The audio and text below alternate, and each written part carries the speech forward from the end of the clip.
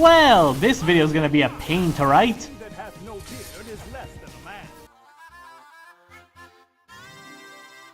Hello everyone! Welcome to the Mattoon Corner. So, I've noticed that I'm a bit late on my part 2 for my top 10 characters for Marvel vs. Capcom Infinite. A bit? Oh, shut up, Adam. Yeah, I obviously owe you guys an apology, especially since this isn't the part 2 video I had promised. No, it's a bit more complicated than that. At the time I was making that video, Infinite was just announced, and I was genuinely hyped for it. I loved playing the third game, so I was really excited for the new one. It looked rough, but hey, there was still plenty of time to change that. Heck, recent trailers have shown some improvement, so there was honestly no reason for me not to make a video on it. And then while I was in the middle of making the script for part 2, the roster got leaked. Now, it could have been just a rumor at the time, and my god, I hope that was just a rumor. Unfortunately though, Capcom has a bit of a poor history involving their fighting game rosters. And from what we've seen so far, the leaks are pretty accurate. Most of the roster in this game is ripped straight out of Marvel 3. And while there are a few new faces to the series, most of them are just Marvel 3 characters.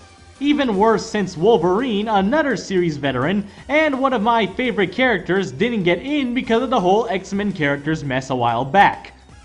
Anyway, Street Fighter V is probably the most recent offender in Capcom's roster choices, but what really got me was that the DLC was already listed in the leaks.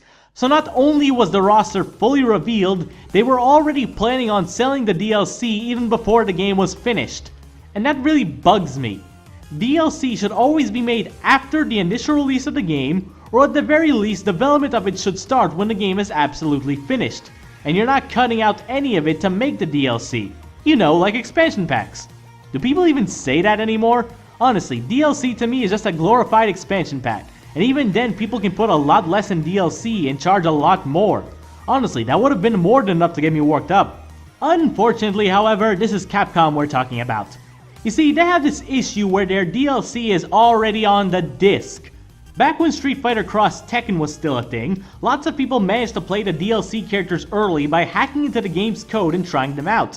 Meaning they were completely made characters on the disc, unable to be played because Capcom put them behind a paywall. Why? Just to make a quick buck.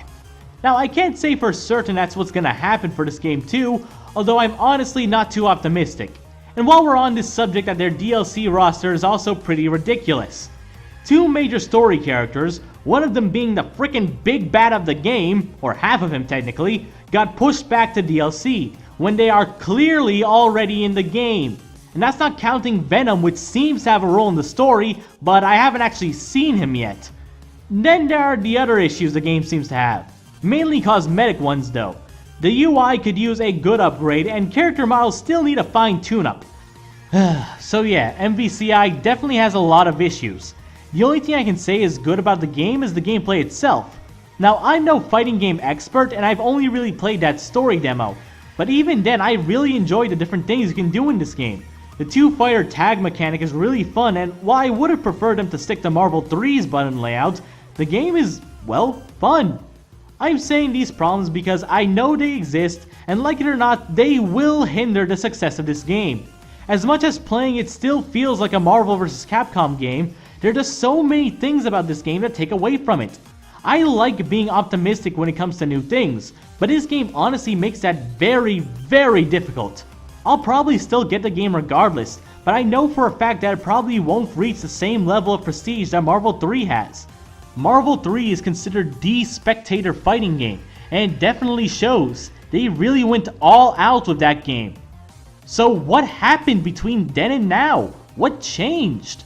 Well, I guess that's a story for another time. Thanks for watching, everyone. If you like this video, make sure to subscribe for more like this to come. And as always, remember to be cool and be creative.